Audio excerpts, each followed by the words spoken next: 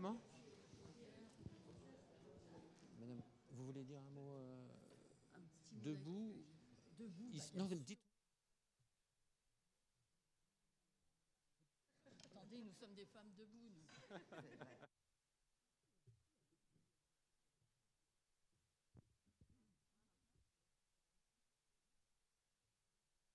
Il m'a dit non. Non, parce qu'on commence à 10.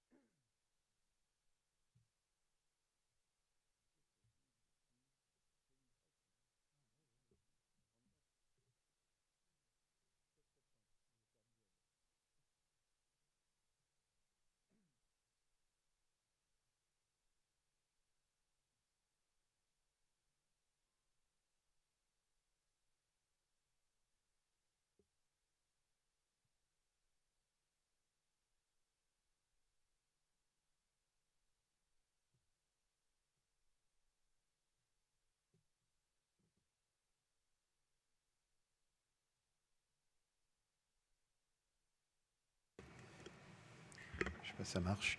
Oui, simplement, on patiente encore 5 petites minutes parce que pour des raisons techniques, les gens qui sont en visio seront branchés à 10. Donc on attend 10.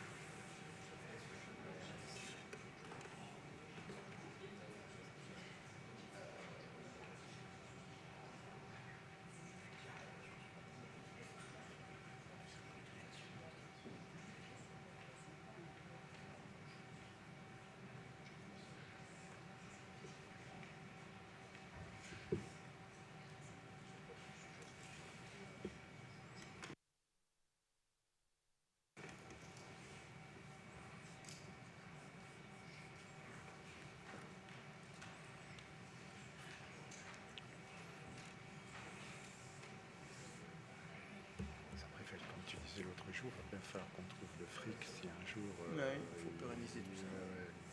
Qu'on n'ait pas de soucis après. Ça puisse continuer. Si on peut aller faire un petit tour à Paris.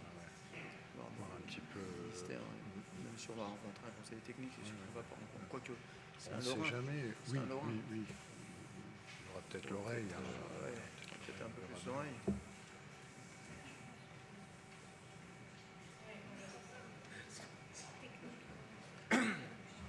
Tu sais comment ça marche, Putain, je sais rien non plus. Je me doutais bien que tu savais pas. Si, c'est bon. Il y a le plus et moins. Il y a plus et moins, je suppose.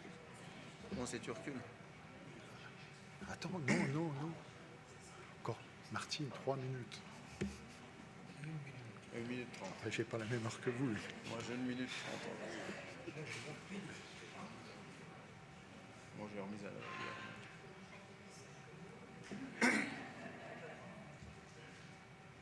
Faut que tout le monde t'entende. Fais gaffe, tu es enregistré. Moi aussi, tu me diras. C'est bon encore. C'est bon?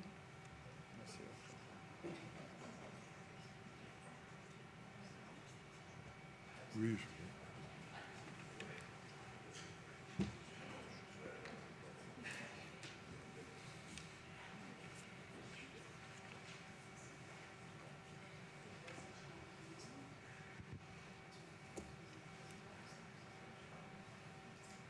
mesdames et messieurs. Juste un petit mot, vraiment, je suis particulièrement heureuse de vous accueillir ici à Bar-le-Duc. Je voudrais saluer Madame le Préfet, mesdames et messieurs, en vos grades et qualités. Je voudrais vous dire que le premier observatoire de la santé des riverains de Bure est un dispositif particulièrement important, non seulement dans le travail qui va être fait et qui est déjà commencé, mais aussi dans l'assurance que nous donnons par ce dispositif à l'ensemble des habitants et des riverains pour dire que la santé est primordiale. Et j'ai envie de dire qu'aujourd'hui, où un certain nombre de lieux communs ou de désinformations se font, je voudrais dire que c'est particulièrement important que nous nous appuyions sur des faits, sur des dispositifs de veille pour rassurer tout le monde et pour prendre à bras-le-corps cette question de la santé. Je vous souhaite vraiment une belle séance de travail. Merci.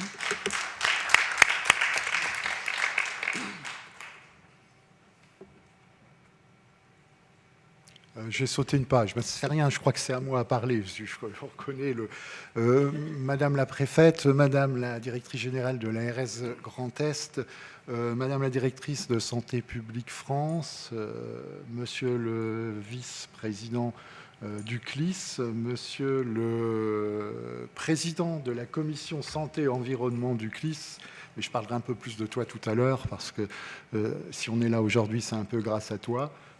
Madame le maire, présidente de la communauté d'agglomération Meuse Grand Sud, je vous remercie, moi, d'être ici aujourd'hui pour concrétiser cette réunion de lancement d'Ozarib. Je ne vais pas être très long parce que Denis, qui est la cheville ouvrière et que je voudrais remercier, qui pendant ces 6 années de présidence a insufflé un vent fort pour que Ozarib puisse exister, et également Jean-Marc Fleury, qui est à la genèse du projet, puisque je crois que c'est en 98 que tu as dû me parler de ça, quand moi j'étais président à l'époque, pour me dire il faudrait vraiment qu'on ait un état sanitaire zéro, et si l'affaire se fait, parce que personne ne sait pas que Jean-Marc est opposé à l'enfouissement. Et donc Jean-Marc a voulu, même si un jour ça se faisait, qu'il y ait cet état sanitaire zéro et qu'on résolve ces problèmes de santé. Voilà, je ne vais pas être plus long. Je passerai la parole à Denis qui va vous expliquer ce que c'est qu'Ozarib et comment va fonctionner cette réunion. Mais avant, Denis, permets-moi d'excuser les sénateurs Longuet et Ménonville qui n'ont pas pu se joindre à nous, les députés Pancher et Goulet et la députée Robert Dehaut, députée de la Haute-Marne, sachant que le président Lacroix de la Haute-Marne est représenté par M. Dominique Thiebaud, qui doit être en visio à l'heure actuelle, et Jérôme Dumont, président du département de la Meuse, m'a demandé de le représenter. Voilà, ceci étant dit, merci encore à tous de vous être déplacés. Merci à tous ceux qui sont en visio. Denis va aussi vous expliquer comment ça va fonctionner pour les questions après. Vous pourrez poser des questions. Monsieur Jacquet, secrétaire général du CLIS, nous les communiquera et on vous les posera par cet intermédiaire. Voilà, Denis, je te laisse la parole. À toi. Merci Jean-Louis. Écoutez, bienvenue à tous pour cette présentation d'Ozarib. Alors, Ozarib, c'est l'Observatoire de santé des riverains du projet du centre de stockage de Bure. Le CLIS, qui est le comité local d'information et de suivi du laboratoire de Bure, est directement, bien sûr, concerné par le projet CIGEO, projet de stockage en couche géologique profonde, a souhaité mettre en place l'état zéro de santé physique et psychologique des habitants dans un périmètre proche. Vous verrez que le périmètre, tout à l'heure, on vous expliquera sur les 25 et les 50 km. Nous avons le plaisir d'accueillir, bien sûr, Madame la préfète de la Meuse, qui est coordinatrice du projet CIGEO pour les départements de la Meuse et de la Haute-Marne, Madame Virginie Quéré, directrice générale ARS Grand Est, Madame la professeure Geneviève Chêne, directrice générale de Santé publique France. Et la réunion, on va essayer de faire cette réunion de la manière suivante. Nous aurons une intervention de Madame la préfète, nous aurons ensuite un exposé d'Ozarib par Jean-Marc Fleury, membre du CLIS et président de la commission santé. Nous aurons l'intervention de l'ARS par Madame Virginie Quéré. Ensuite, l'intervention de Madame la professeure Chêne pour Santé publique France. Nous essaierons de tenir un peu le timing, qui est assez serré, à partir de 15h45. Échange avec la salle. Jean-Louis Caneva, Le président en sera l'animateur pendant 45 minutes. 16h30, signature de la convention. 16h45, opération entre guillemets micro tendu pour la presse si vous avez besoin d'explications complémentaires. Nous aurons le suivi bien sûr en visio pour certaines personnes qui ont dû s'inscrire et qui ont reçu le lien. Ils ne pourront pas communiquer en direct avec nous, avec la salle ou avec les intervenants, mais ils le feront par écrit. Et c'est Benoît, notre secrétaire général, qui va compiler et poser les questions aux intervenants. Et dans les questions de la salle, merci à chacun d'être assez concis. Évitez d'avoir des exposés pour poser votre question. Merci à vous, Madame la préfète. Merci beaucoup, Monsieur le Président. Juste quelques mots en introduction. Tout d'abord, pour vous remercier pour votre présence, qu'elle soit ici dans cet amphithéâtre ou qu'elle soit par visio. Remercier avant tout les organisateurs qui ont permis l'organisation de cette rencontre qui va nous permettre d'avancer dans le cadre du projet CIGEO. Et je voudrais replacer notre réunion de ce jour dans ce contexte plus général pour indiquer que tout dernièrement, un certain nombre d'étapes décisives ont été franchies, notamment avec le décret du 7 juillet 2022 publié au JO du 8 juillet, qui a permis de reconnaître l'utilité publique du projet CIGEO. Cette reconnaissance ouvre la voie à la mise en compatibilité des documents d'urbanisme. Parallèlement, un autre décret a été pris à la même date et a inscrit le projet CIGEO en tant qu'opération d'intérêt national. Toutefois, ces décrets ne sont pas suffisants pour permettre la création du projet de centre de stockage, puisqu'il ne pourra être autorisé qu'à l'issue de l'instruction de la demande d'autorisation de création, dont l'acronyme est DAC, qui devrait pouvoir être déposée dans les prochains mois. Et cette instruction sera conduite par les autorités de sûreté nucléaire, ASN et IRSN. Comme vous le savez, l'État a d'ores et déjà souhaité mettre en œuvre un accompagnement territorial de ce projet, car si ce projet est un projet industriel répondant à des enjeux nationaux, l'objectif est également qu'il soit réalisé avec les acteurs du territoire et qu'il puisse bénéficier à la population et être un levier de développement. Pas plus tard qu'hier, nous avions une réunion qui concernait la ligne ferroviaire 027 000 et qui se faisait avec les élus du territoire. Donc, ainsi, l'État a initié et construit en concertation avec les acteurs locaux, régionaux et nationaux ce projet de développement du territoire contractualisé en octobre 2019 pour 15 ans. Ces deux premiers actes représentent un montant total de 500 millions d'euros au bénéfice des territoires de la zone de proximité. Ce projet de développement du territoire est un objet qui est co-construit et cofinancé par les acteurs du territoire, l'État, les collectivités territoriales et les acteurs du monde économique, chambres consulaires notamment, les opérateurs du nucléaire et les GIP Meuse et Haute-Marne. Notre projet OSARIB est inscrit à l'axe 2, dynamisation du territoire, de ce projet, qui a justement pour objectif de répondre aux besoins en matière d'économie et d'emploi, de services à la population, d'habitat et d'environnement. En effet, l'État a immédiatement souhaité soutenir le projet OSARIB lancé par le CLIS pour plusieurs raisons. Tout d'abord, parce qu'il s'agit d'un projet exemplaire qui permettra de garantir la transparence et la fiabilité des données sanitaires autour du projet. Nous sommes aujourd'hui bien en amont de la mise en œuvre du projet de stockage. Le fait d'établir dès à présent un état des lieux sanitaires permettra d'avoir ainsi un suivi dans le temps. Il s'agit d'un dispositif de nature à rassurer la population dans la mesure où il permettra de garantir la sécurité sanitaire du projet et de s'assurer de l'absence d'impact et de l'évolution sur la santé publique.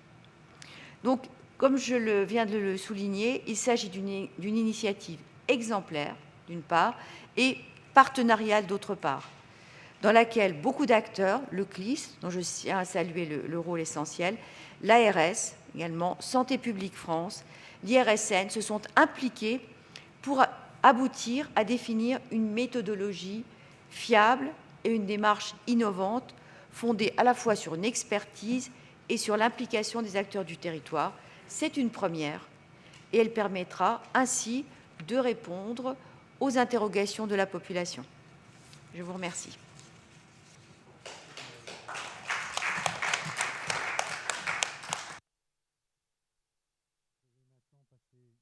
Passer la parole à Jean-Marc. Tu peux y aller. Okay.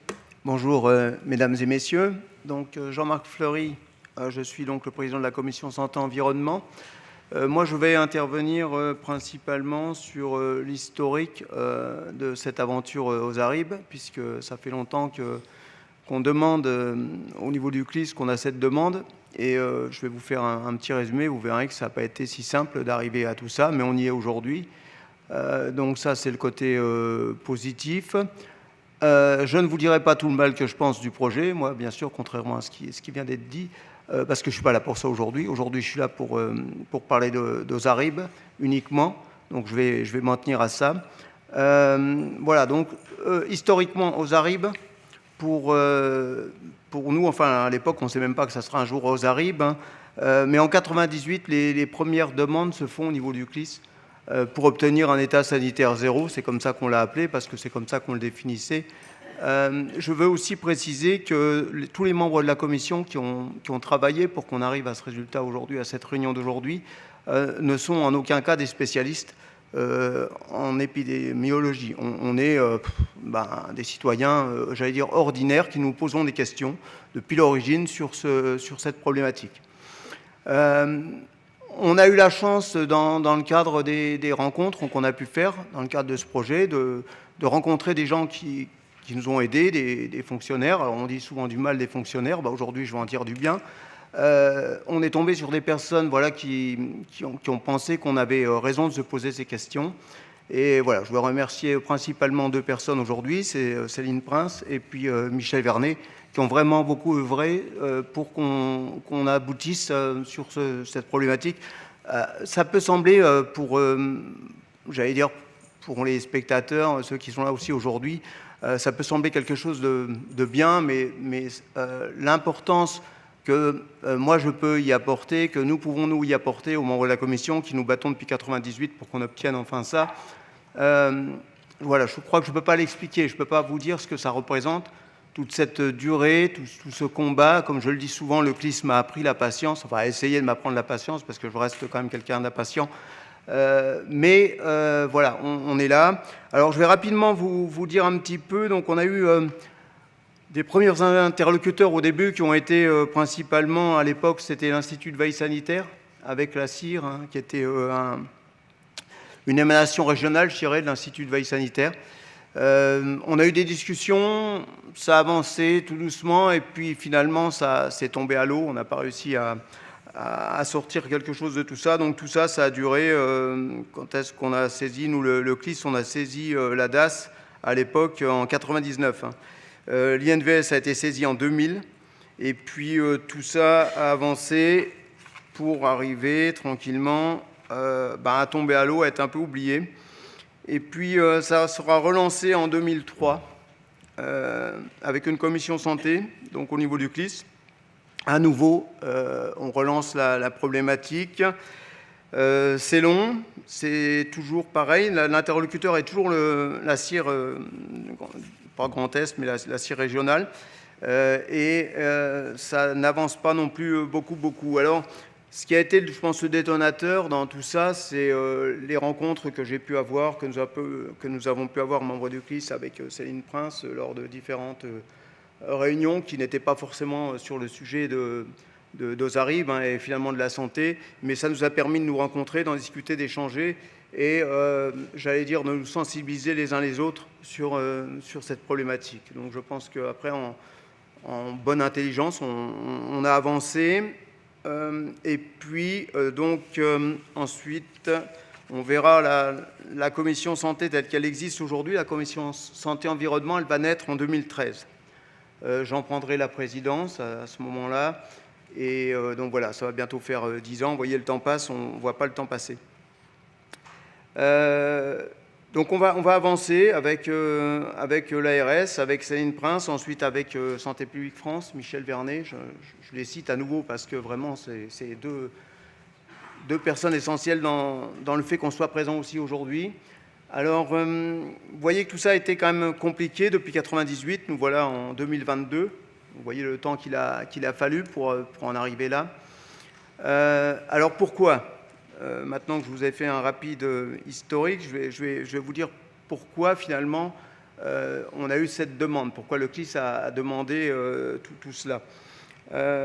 Alors, pour ça, je vais reprendre mes notes sur un colloque qu'on a mis en place à Vassincourt sur la problématique des sites industriels finalement et de la santé. Parce que finalement, ce dont on s'est rendu compte, c'est que finalement notre demande n'était pas une demande unique. Je crois que ça intéresse tous les sites industriels. Alors moi personnellement, je suis convaincu que c'est aussi l'intérêt des exploitants, enfin des promoteurs des projets, parce que la transparence, elle va amener la confiance. C'est l'opacité qui amènera la défiance. Donc moi, je suis intimement convaincu que c'est l'intérêt de tout le monde, ce type d'opération. Et donc, c'est pour ça que je me dis comment on a fait pour mettre aussi longtemps pour en arriver là. Donc, toujours est-il qu'aujourd'hui, cette enquête, enfin cet état zéro, cet état sanitaire zéro, va se faire ici à Bure, donc c'est bien. C'est pas sans question, hein, c'est pas sans question, puisqu'il y a la question de la pérennité de la chose. Hein. Bien sûr, on fait un état zéro, mais après il faut un suivi. Donc on va se battre aussi pour que ce suivi soit efficace. Et bien sûr qu'il y a un suivi dans le temps. Alors bien sûr, pour ma part, j'espère qu'on n'aura jamais à contrôler CIGEO. Mais ce qui est intéressant pour le territoire, c'est que finalement, on va suivre la santé de la population et au-delà de CIGEO. C'est-à-dire que la population, pour le coup, elle va pouvoir bénéficier de cette étude. Même si on fait abstraction de CIGEO, on a une population qui va être surveillée sur sa santé physique et morale, mentale, je ne sais pas comment vous dites, comment disent les spécialistes. Mais en tout cas, voilà, donc c'est un apport positif pour ça. Donc voilà. Moi, en tant qu'opposant, bien sûr, il ne s'agit pas aujourd'hui, je ne suis pas pour le projet, hein, je suis toujours le même opposant, mais il me semblait normal, et il semblait normal à l'ensemble des membres de la commission, et je pense à l'ensemble des membres du CLIS aussi, que cet état zéro soit fait, ce suivi soit fait pour qu'on puisse demain, s'il y a un problème, s'il y a une problématique, qu'on puisse simplement préserver, j'allais dire, préserver le droit, j'allais dire, aux citoyens à obtenir réparation s'il y a un préjudice sur sa santé, quoi. Parce que c'est la problématique, elle est là, c'est quand vous n'avez pas d'état zéro, bien toutes les études qui peuvent être faites, elles peuvent être entre guillemets manipulées. En tout cas, on peut dire ce qu'on veut, quoi. N'importe quel spécialiste pourra la démonter. Avec un état zéro, ce sera beaucoup plus compliqué. Alors, on vous l'expliquera tout à l'heure, hein, Santé publique France va sûrement le faire mieux que moi, mais cet état zéro, c'est simplement une surveillance, et puis un jour, il est possible qu'un clignotant s'allume, hein, qu'il y ait quelque chose d'anormal sur lequel on va pointer, donc on va voir qu'il y a quelque chose d'anormal dans la courbe de surveillance, et puis là, on va se dire d'où ça vient. Alors, le suivi en lui-même ne va pas pouvoir nous répondre pour dire d'où ça vient. Il faudra faire, bien sûr, d'autres études, mais c'est ce suivi qui va permettre, justement, de donner une cohérence aux études complémentaires qui seront faites, et j'espère de pouvoir préserver le droit des citoyens s'il était bafoué, si je puis dire, au niveau de la santé. La réparation est toujours compliquée en termes de santé quand vous êtes par rapport à un site industriel, etc. Parce qu'il faut apporter la preuve, bien sûr, des conséquences. Hein. Alors, ce qu'on fait ici, je pense que c'est aussi important pour le projet CIGEO, bien sûr, mais aussi pour n'importe quel projet industriel du type Seveso. Moi, je pense que cette démarche devrait être faite partout. Institutionnalisée, j'allais dire. Alors là, j'en appelle aux parlementaires qui ne sont pas là. mais à tous les parlementaires, je pense que c'est aussi à eux de se saisir de cette problématique, parce que je pense que c'est quelque chose qui devrait être mis en place, pas seulement là ici chez nous en Meuse pour CGO, mais bien sûr sur toutes les nouvelles installations industrielles, avec potentiellement dangereuses, j'allais dire. Hein.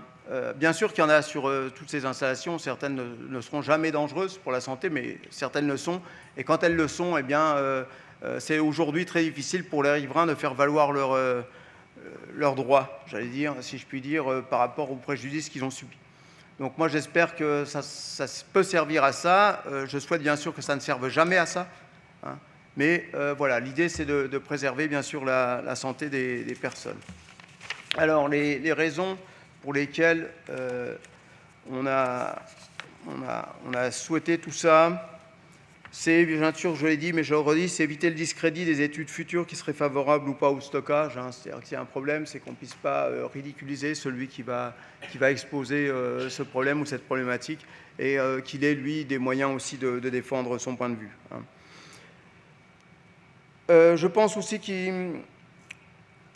j'ai déjà dit, je le redis, hein, simplement, c'est qu'on réfléchisse effectivement quand on met en place une industrie, enfin un site industriel potentiellement dangereux, qu'on mette en place quelque chose qui permette de surveiller la santé.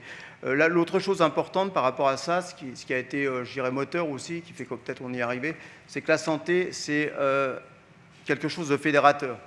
Hein. Ça va au-delà de CIGEO ou de n'importe quelle installation. Notre santé, c'est notre bien le plus précieux, je pense qu'on en est tous convaincus. Donc, ce qui a permis, je pense, d'amener un élan à tout ça, même si, je le répète, ça a été très long. L'état sanitaire ne suffira pas à lui tout seul, il faudra un suivi, donc on va faire attention à la pérennité de tout ça. Le financement, bien sûr, aussi, parce que ça coûte un peu d'argent. Alors, j'ai peur de dire une bêtise. Benoît, c'est combien l'état zéro financièrement, vous l'avez en tête? Le CLIS, oui, pour le CLIS. 20 000 €. Ouais, alors 20 000 € pour le CLIS, mais c'est qu'une toute petite partie de l'iceberg. Et puis Santé publique France vous expliquera tout à l'heure en quoi leur participation permet aussi de minimiser les coûts, j'allais dire, de cet état sanitaire.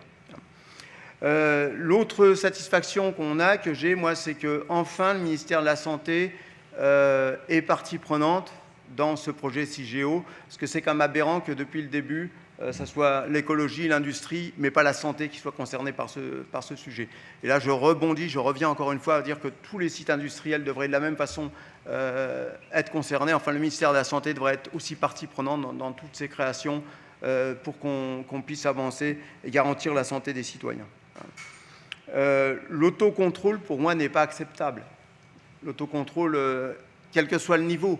Et là aussi, on est sur l'autocontrôle. Quand il n'y a pas d'état zéro, on est sur de l'autocontrôle finalement. C'est l'exploitant qui va donner ses chiffres, ses suivis, etc. Donc là, il était important que ça se fasse. Je veux dire un mot aussi sur un moment, je pense, qui a été décisif aussi dans l'élaboration et l'avancement de ce projet. C'est quand M. Harimon, je crois, j'écorche pas votre nom, de l'Andra, pour le coup, est venu donc présenter ce qu'ils avaient déjà fait avec les observatoires de santé. À l'époque, c'était encore les 2 observatoires de santé de région. Et je le remercie parce que sa présentation était claire et je pense qu'elle a beaucoup aidé à ce qu'on avance sur le sujet. Voilà. Associer les parlementaires, j'en ai déjà parlé. Oui, alors une dernière chose peut-être aussi, c'est qu'on est dans une société où on a envie toujours de créer de l'emploi et souvent, parfois, on oublie la santé au profit de l'emploi. Je pense que c'est ce qu'il faudrait qu'on évite aussi, c'est que voilà, la création d'emplois c'est bien, mais jamais oublier la santé, oublier les problématiques possibles en termes de santé. Et voilà, c'est aussi quelque chose qui me semble important.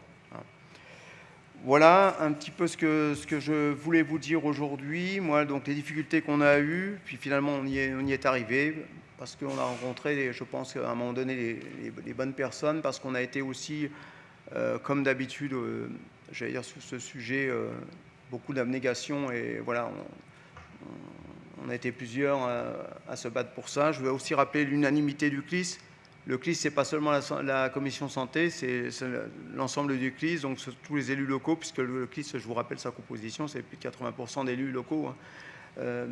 Donc ça veut dire aussi que voilà, la santé intéresse tout le monde, quelle que soit son opinion sur CIGEO. Donc il y a eu vraiment, là, il y a une unanimité pour faire cela. Donc j'en suis content, j'en suis satisfait. J'espère qu'on aura tous les moyens pour pérenniser tout ça et avancer là-dessus. Et voilà ce que moi je voulais vous dire en avant-propos dans cette intervention. Voilà. Merci Jean-Marc. Je vais maintenant donner la parole à Madame Virginie Quéré, directrice générale de l'Agence régionale de santé Grand Est. Je vous en prie. Merci. Vous avez peut-être besoin de... Non, j'ai besoin de rien, moi. Merci beaucoup. Bonjour, bonjour à toutes et à tous. Merci beaucoup de votre présence aujourd'hui. Merci, Madame le maire, de nous accueillir ici à Bar-le-Duc pour le lancement de cet observatoire de la santé des riverains de Bure. Dans la suite des éléments qui ont été présentés par Monsieur Fleury, je souhaitais prendre un petit peu de hauteur et effectivement souligner que la préoccupation qui est portée ici par le CLIS, elle est tout à fait représentative et cohérente avec la perception qu'ont les Français des risques sanitaires liés aux sites industriels ou liés au nucléaire. Et finalement, vous souhaitez, comme d'autres, disposer d'un état de référence sanitaire avant toute implantation du projet de centre de stockage. Et en effet, cette préoccupation, elle est mise en lumière depuis plusieurs années par le baromètre de l'IRSN, qui, vous le savez, est l'Institut de radioprotection et de sûreté nucléaire, qui est un baromètre qui mesure la perception des risques et de la sécurité par les Français.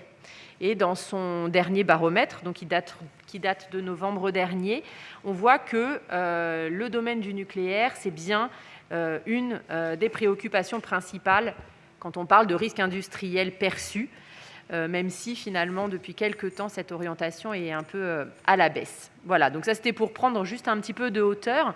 Je voulais confirmer aussi ce que disait M. Fleury dans son propos pour dire qu'au niveau de l'Agence régionale de santé, je crois pouvoir dire qu'on a effectivement su être à l'écoute des préoccupations qui ont été exprimées ici par la population par l'intermédiaire du CLIS. Donc, M. Fleury a effectivement cité le fait que l'ARS, en la personne de Céline Prince, donc, qui est à mes côtés, et puis Santé publique France avec Michel Vernet, ont beaucoup travaillé sur ce sujet, mais c'était important effectivement de le redire. On a à l'Agence régionale de santé des compétences dans le domaine de la santé environnementale, vous le savez, et en fait c'est à ce titre, à l'origine, au démarrage, qu'on a accompagné le CLIS pour mobiliser les partenaires territoriaux, les expertises aussi requises pour pouvoir construire la réponse qui était adaptée à cette demande que vous faisiez sur le territoire autour des enjeux de santé. Alors vous l'avez exprimé, vous avez exprimé en tout cas votre ressenti sur le fait que ce travail a été long. Effectivement, ça a nécessité de mettre en place un groupe de travail. L'idée, c'était de pouvoir co-construire la réponse la plus adaptée au territoire pour mettre en œuvre effectivement cet observatoire. Donc on a mis en place un groupe de travail au sein de la commission environnement et santé du CLIS avec des membres de ce CLIS, avec un représentant du préfet coordonnateur Meuse-Haute-Marne, avec un représentant de l'IRSN, Santé publique France, l'ARS. L'idée était bien d'avoir autour de la table l'ensemble des partenaires et des expertises nécessaires à travailler sur ce sujet. Et on a été aussi rejoint par l'Observatoire régional de la santé, qui est aussi présent ce jour, et je les salue. Et puis donc l'ARS a assuré l'animation de ce groupe de travail qui effectivement s'est réuni pendant 2 années, d'octobre 2017 à avril 2019. Mais c'était important finalement de prendre ce temps de travail pour faire plusieurs choses. D'abord pour pouvoir partager l'état actuel des connaissances scientifiques sur la surveillance sanitaire.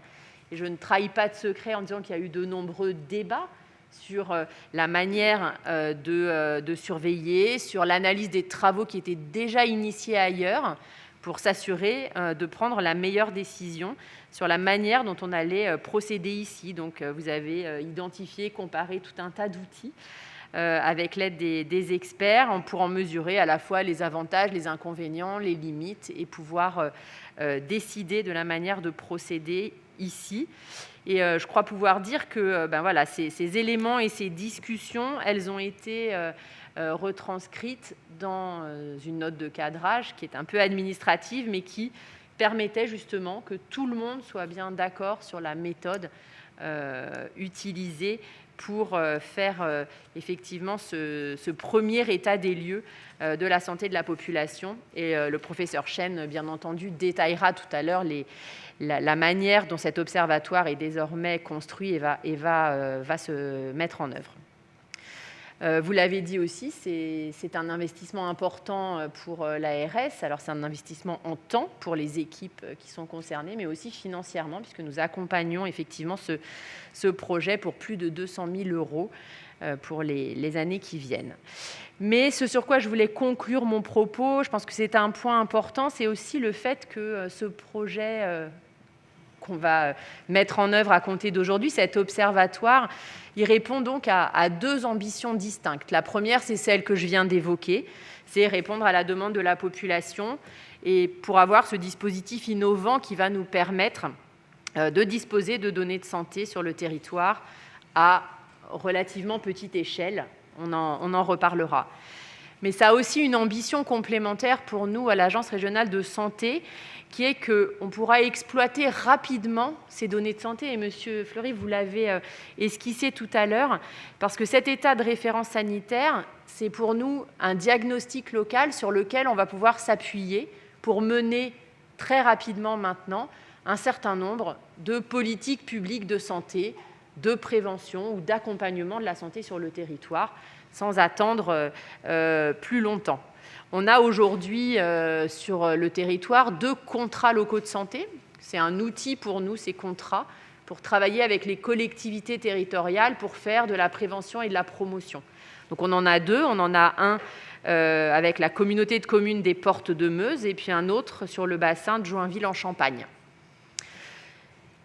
Et donc cet observatoire, il va nous permettre de renforcer et d'étendre ce que nous faisons déjà dans le cadre de ces contrats locaux de santé, en ayant une vision plus précise et plus fine de la santé globale de la population de ces territoires. Je vous donne juste 2 exemples pour être un peu concrète. Dans le CLS des Portes de Meuse, on a par exemple une action qui consiste à améliorer la connaissance des habitants sur le diabète.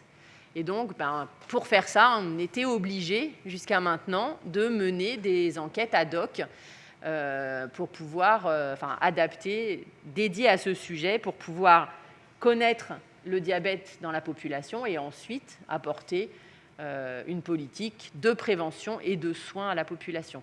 Désormais, les données scientifiques qui seront produites dans le cadre de l'Observatoire nous permettront certes de traiter ce sujet de la meilleure connaissance du diabète, mais aussi des autres pathologies qui concernent la population de vos territoires. Et donc, ce sera pour nous un moyen d'étendre ce dispositif de contrats locaux de santé. On connaîtra mieux les facteurs de risque et puis on pourra prendre en charge.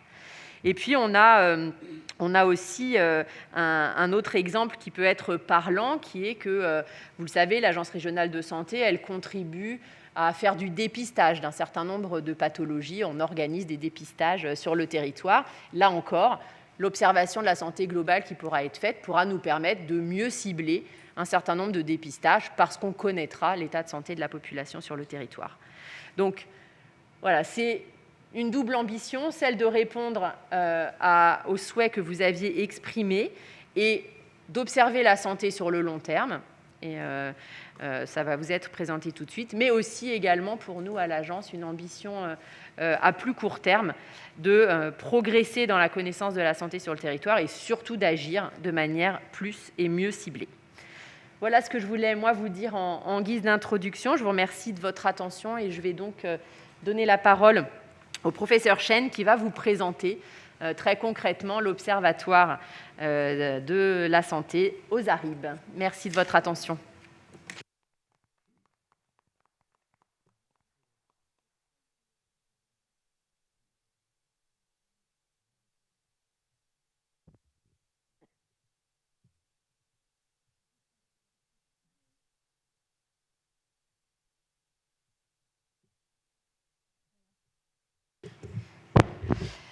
Madame la préfète, Madame la directrice générale de l'ARS, Madame la maire, Mesdames et Messieurs les présidents et vice-présidents, Mesdames et Messieurs, d'abord je vous remercie beaucoup de votre accueil et de l'accueil de Santé publique France au moment où on présente ce projet d'observatoire qui est le fruit pour nous d'un travail méthodologique de 5 ans depuis la saisine officielle de l'ARS, mais évidemment qui est le fruit d'une longue histoire déjà de préparation et sur lequel évidemment on s'appuie. Ça me permet de saluer évidemment l'engagement de toutes les parties prenantes à ce projet, et ce projet évidemment a donné lieu à beaucoup de préparation et d'échanges et un travail de très grande qualité qui permet aujourd'hui de se réunir, de le présenter et évidemment de répondre aussi à toutes les questions de précision qui peuvent émerger. Donc l'agence, évidemment, elle répond à ce que vous avez cité comme étant évidemment les préoccupations de santé. Et c'est notre mission.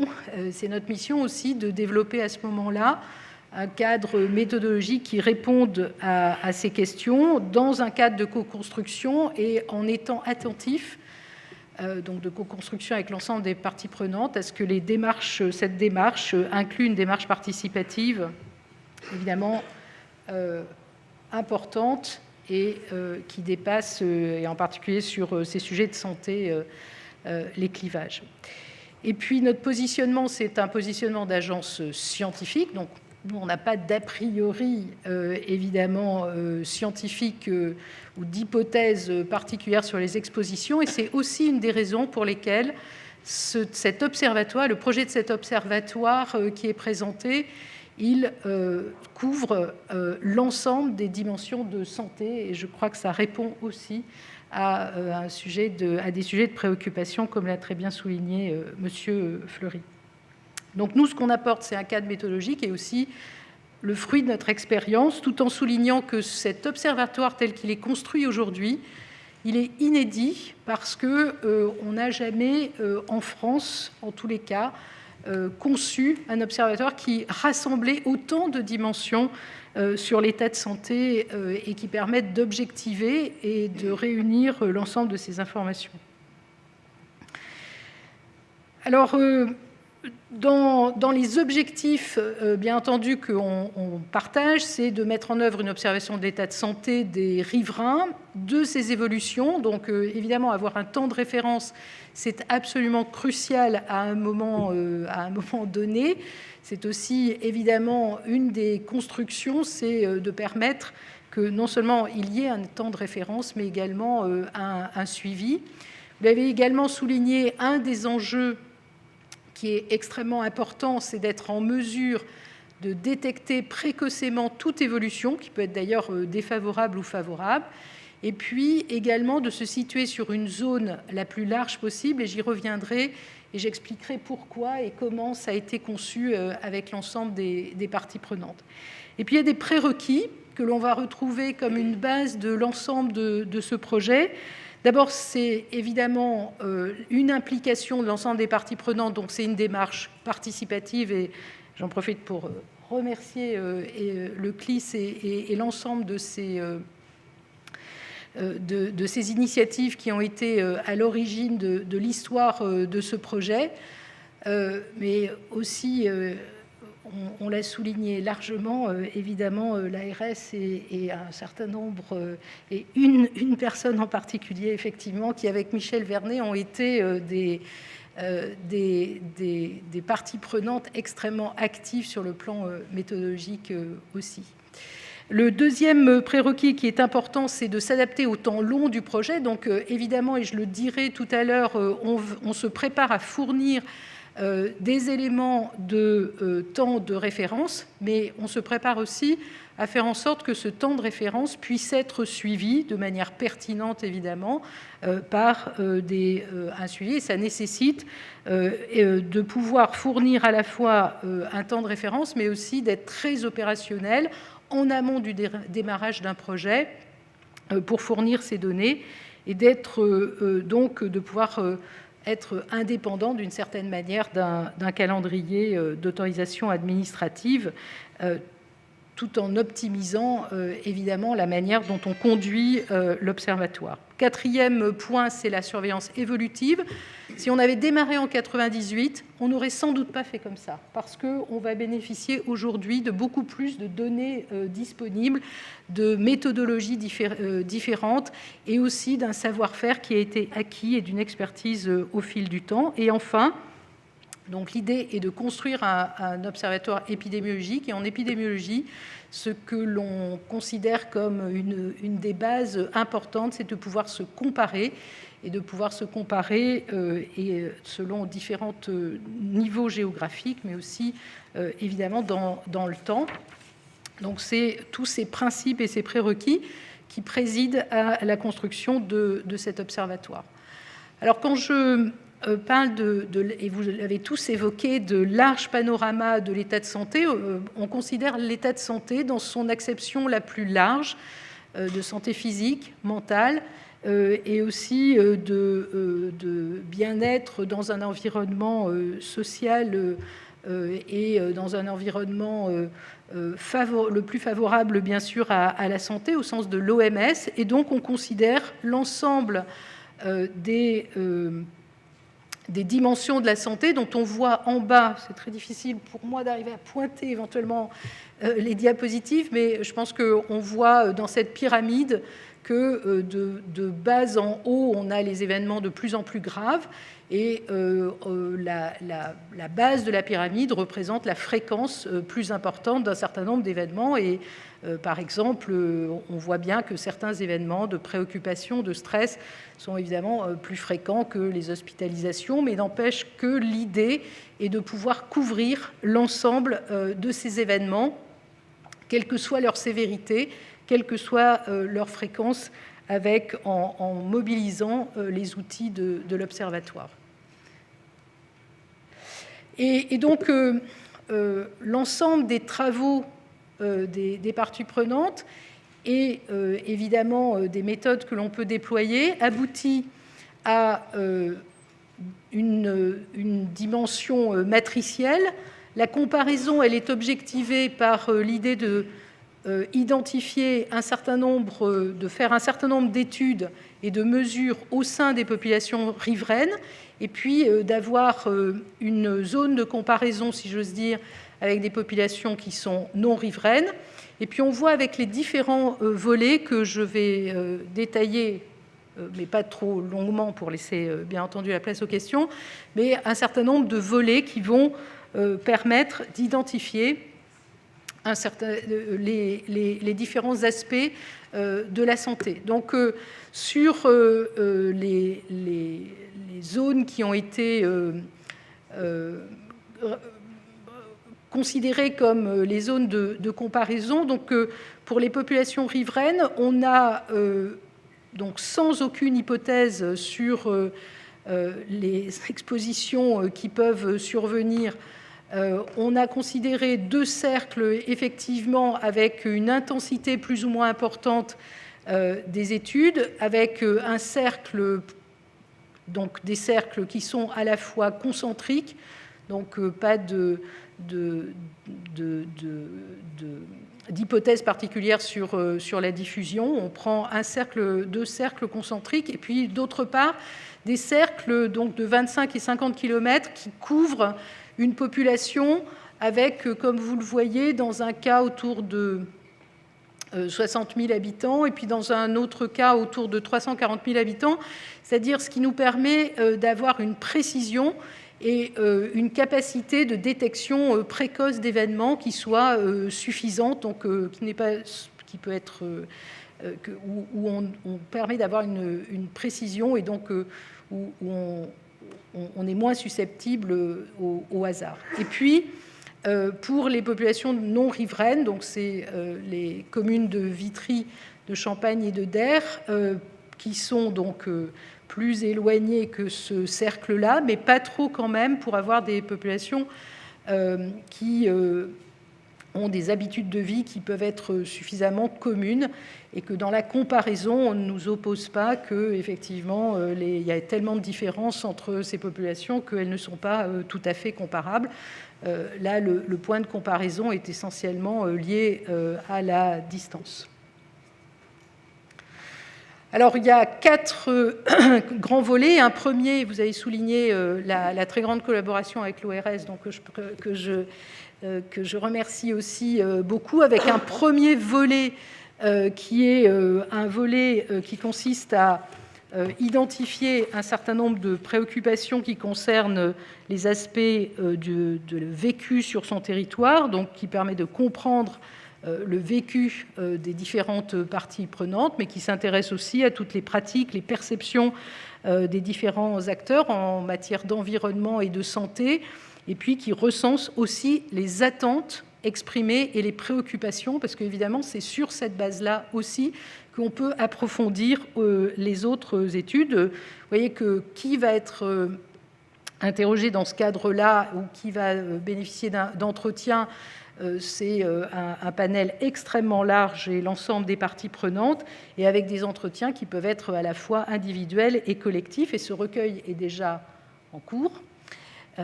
Merci beaucoup, parce que ça va permettre d'être un premier volet sur lequel les résultats seront disponibles dès le premier semestre de l'année prochaine, ce qui est évidemment très important, vous allez voir, pour l'ensemble des données ensuite qui vont être analysées.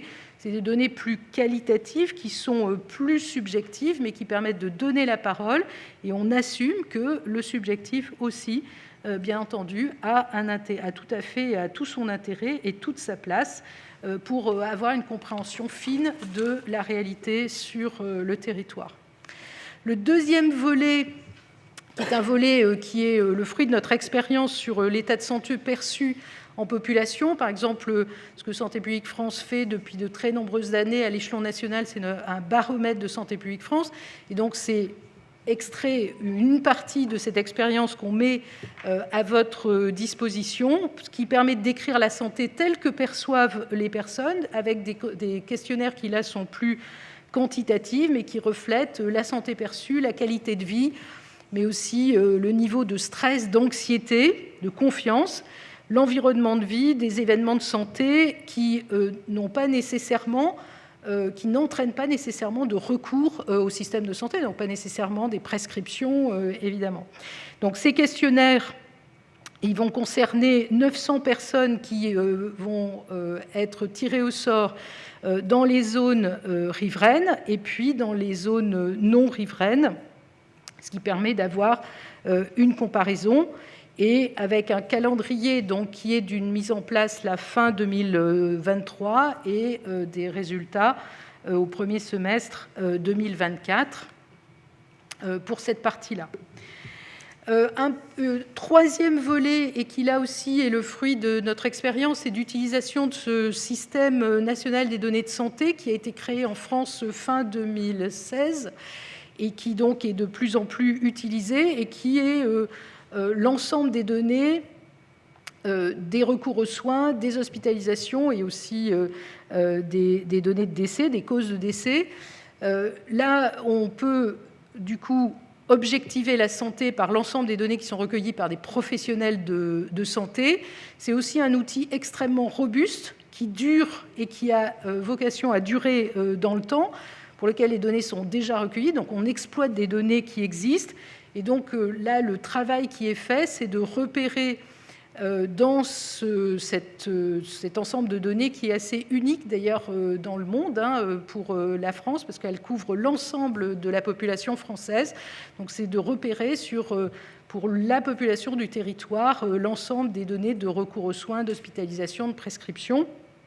Et donc là, l'ensemble du recueil, c'est les données qui sont déjà disponibles de 2023 et pour lesquels on pourra produire des premiers indicateurs au deuxième semestre 2024.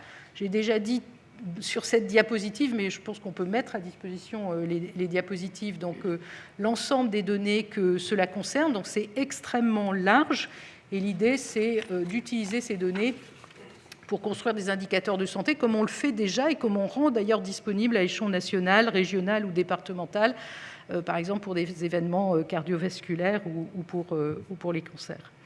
Et donc, l'idée est aussi d'avoir un panorama extrêmement large des situations de santé, puisque ces données, qui sont donc largement qui sont disponibles, complexes à analyser, mais pour lesquelles on a développé un savoir-faire à Santé publique France, eh bien, ces données donc permettent de construire des indicateurs, vous voyez, sur les maladies cardio-neurovasculaires, mais aussi sur la santé psychique, sur la santé périnatale, sur les données de cancer, les maladies neurodégénératives, bref, un très grand panel de données de santé pour lesquelles on sait déjà construire les indicateurs et on peut évidemment, éventuellement, aller au-delà. Et puis enfin, donc, dernier volet, très important aussi parce que la santé publique, c'est la santé, évidemment, du recours aux soins, mais c'est aussi l'environnement, eh bien, c'est de disposer, et là aussi grâce à l'ORS Grand Est, d'une étude du contexte socio-démographique et d'autres déterminants de santé,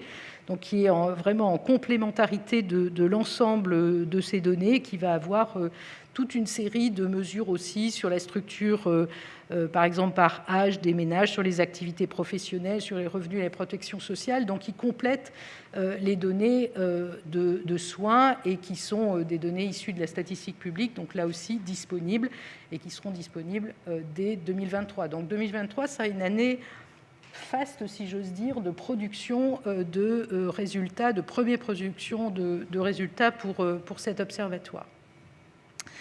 Donc, comment ça se présentera en termes de résultats? Ça se présentera avec des comparaisons entre les populations riveraines et les populations non riveraines, et ça se présentera par exemple, donc évidemment ce sont des graphiques totalement fictifs, hein, ça se présentera sous forme de graphiques, de tableaux et de données qui seront quantitatives et d'interprétation de la situation.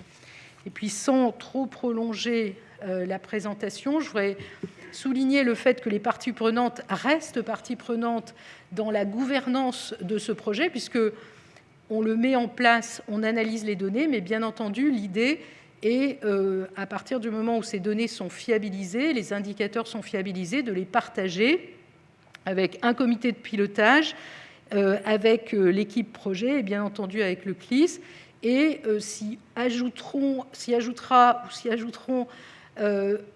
un conseil scientifique qui sera donc une sorte de nouvel acteur, mais d'experts indépendants et qui viendront aussi, compte tenu de la complexité, vous avez de l'étendue des données qui seront également exploitées. Donc on a besoin de faire appel à un certain nombre d'experts scientifiques qui viendront nous aider et vous aider à analyser et interpréter ces données. Et je termine donc cette présentation avec une synthèse de ce projet. Donc, c'est un dispositif d'observatoire épidémiologique tout à fait innovant parce qu'il est multipartenarial. Il concrétise la mobilisation de tous les acteurs qui, évidemment, se sont déjà exprimés pour répondre aux préoccupations de santé exprimées par la population à l'échelon local, mais qui sont évidemment considérées le plus largement possible. Il est évolutif, c'est-à-dire qu'il peut prendre en compte des préoccupations qui émergent, des événements de santé, et au fur et à mesure, on disposera des données. Il est bien entendu qu'on peut tout à fait imaginer des évolutions dans ce dispositif. Il est optimisé parce qu'il va mobiliser donc ce système national de santé, entre autres, en plus des enquêtes spécifiques qui sont menées et qui sont recueillies, donc l'ensemble de ces données de manière indépendante et qui mobilisent tout notre savoir-faire et qui vont pouvoir être déclinés avec des indicateurs à l'échelon géographique le plus fin possible. Et enfin, au-delà des préoccupations, et ça a été souligné par la directrice générale de l'ARS, L'idée, bien entendu, de cet état de référence et puis d'un suivi ensuite, c'est non seulement de fournir cet état de référence, mais bien entendu qu'il soit utile et qu'il soit utile dès qu'il sera produit pour aussi définir, piloter des interventions locales de santé, en particulier en termes de prévention ou de prise en charge, puisque ces données étant disponibles, elles doivent aussi servir, bien entendu, à la décision et à l'information, mais aussi à la décision et à la meilleure gestion possible de la santé sur le territoire au profit des populations. Voilà, je vous remercie. Merci, professeur. Je crois que maintenant, il revient à Madame la préfète prendre la parole. Juste quelques mots pour remercier les intervenantes de la qualité des présentations qui ont été faites, souligner que la présence des uns et des autres montre la forte mobilisation des acteurs du territoire. Et je crois que l'essentiel à présent est de pouvoir répondre aux commentaires et aux remarques qu'auront pu susciter la présentation de cet observatoire. Il a été fait avec les acteurs du territoire, avec les représentants des populations. Et je crois que c'est là la force même de cet observatoire qui est le premier de ce genre et qui augure ainsi de résultats qui correspondront aux attentes, puisqu'il est, si j'ose dire, taillé sur mesure par rapport aux besoins spécifiques du projet qui l'accompagne. Donc pas plus d'éléments de ma part, si ce n'est souligner à nouveau ce travail partenarial qui a été fait entre les représentants de l'État, les acteurs du territoire et l'ensemble des populations concernées, sous l'égide du CLIS, que je tiens vraiment à remercier pour son engagement et pour sa participation très active dans la mise sur place et la mise en œuvre de l'Observatoire. Merci, Madame la préfète.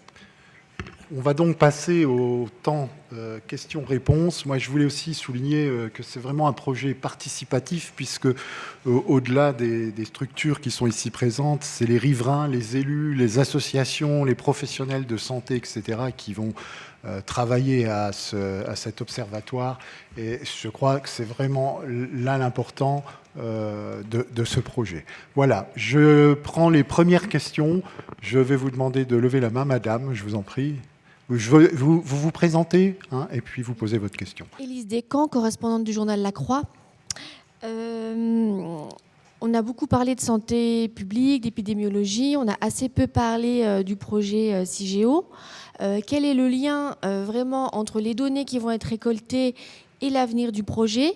Qu'est-ce qui fait que les données récoltées vont allumer des signaux, comme vous l'avez dit, je ne sais plus qui l'a dit à un moment donné ?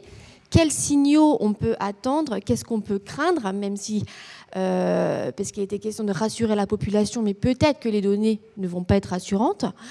Qu'est-ce qui peut être rassurant ou pas rassurant ? Quels signaux on va surveiller ?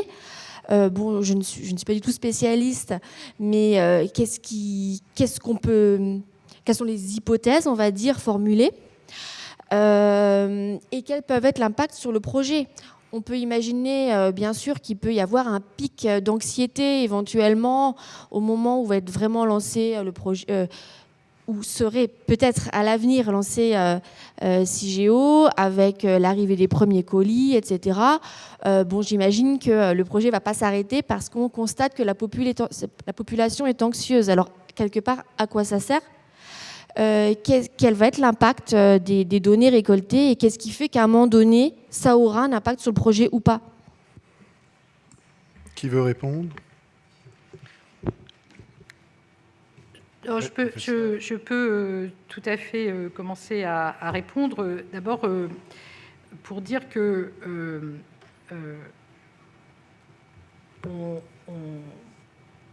l'observatoire, il est un observatoire de suivi qui reflète l'ensemble des données dans un contexte qui est un contexte, un projet, mais de fait, l'observatoire, il vit pour lui-même.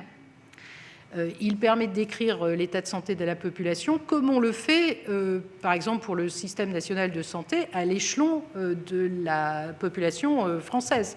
Donc, dans l'ensemble de la population française, beaucoup d'indicateurs sont déjà mesurés. Ils vont être déclinés à l'échelon le plus fin du territoire pour cette population-là.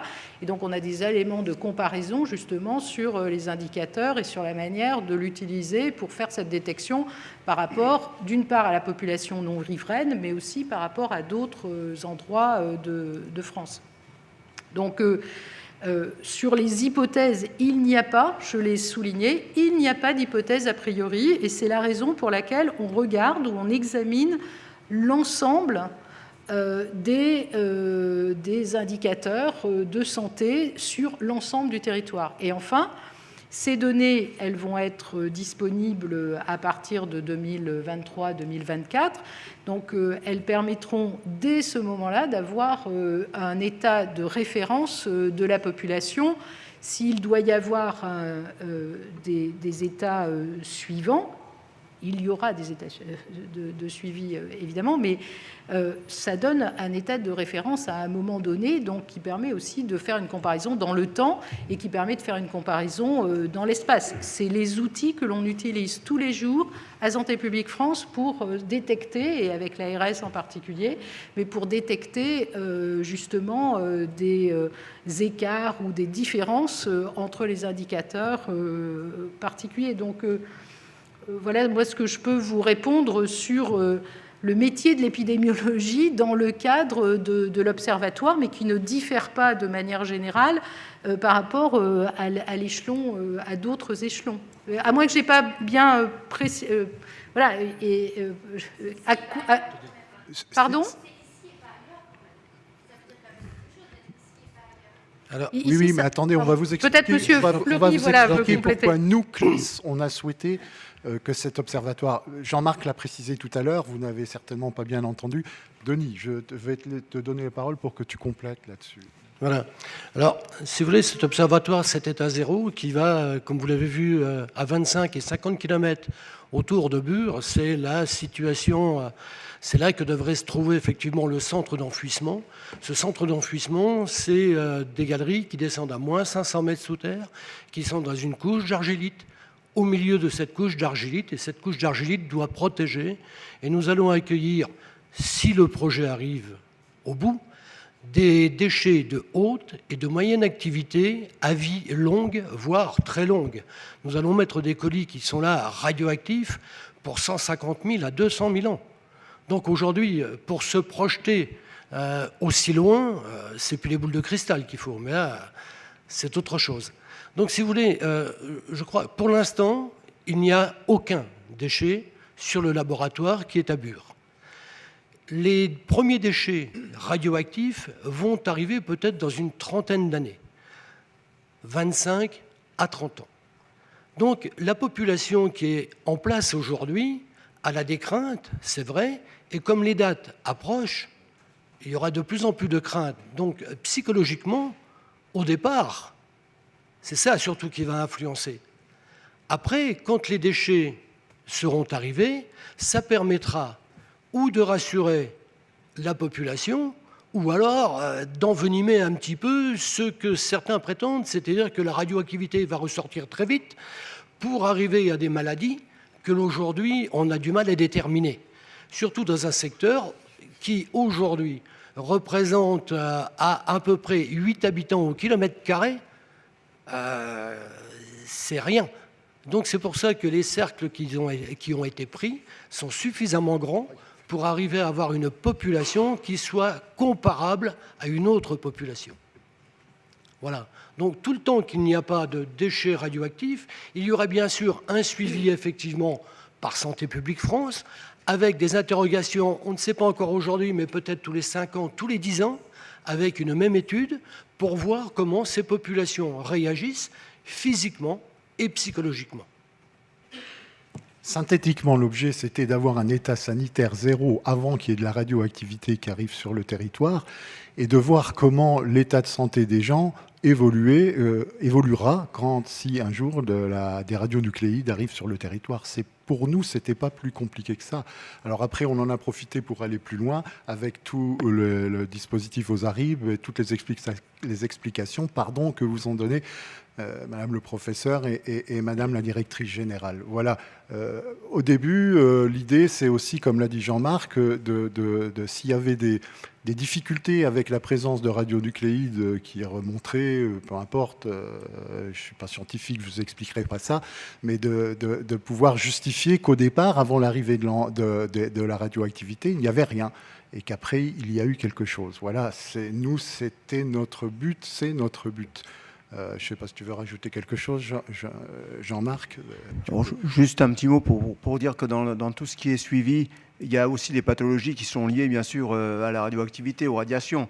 Donc ces pathologies vont être suivies dès le début, mais on peut espérer qu'il n'y aura pas de problème avant éventuellement que ce stockage arrive, s'il arrive, bien sûr.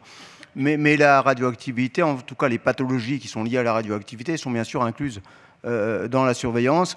Et la surveillance, c'est ce que je disais un petit peu tout à l'heure, c'est que cette surveillance ne va pas servir dans un premier temps je dirais, au projet CIGEO, elle va servir à suivre la population, la santé de la population globale par rapport à tous les problèmes qu'on peut tous avoir un jour sans qu'il y ait CIGEO. Bien sûr, une fois que CIGEO arrive, s'il doit se faire, qu'on a en plus la radioactivité, mais bien sûr qu'on aura aussi ce suivi de la radioactivité. Et là, je pense que là, mais je ne suis pas spécialiste, mais effectivement, s'il y a un clignotant qui s'allume là, quand il y aura de la radioactivité, ben, je pense qu'on fera ce qu'il faut. En tout cas, les gens en charge du suivi, qui j'espère sera toujours en place, feront ce qu'il faut pour trouver d'où ça vient et ce qui se passe. L'idée, c'est ça, c'est qu'on puisse à un moment donné mener des études complémentaires, si je ne dis pas de bêtises, hein, vous m'arrêtez si j'ai bêtises, pour qu'on puisse justement connaître les causes, CIGEO ou pas CIGEO d'ailleurs. Hein. C'est ça l'idée, c'est ça l'idée. Mais bien sûr que la radioactivité n'est pas occultée dans ce qui est fait, hein, bien sûr, on l'a à l'esprit. Voilà. Monsieur Guérit.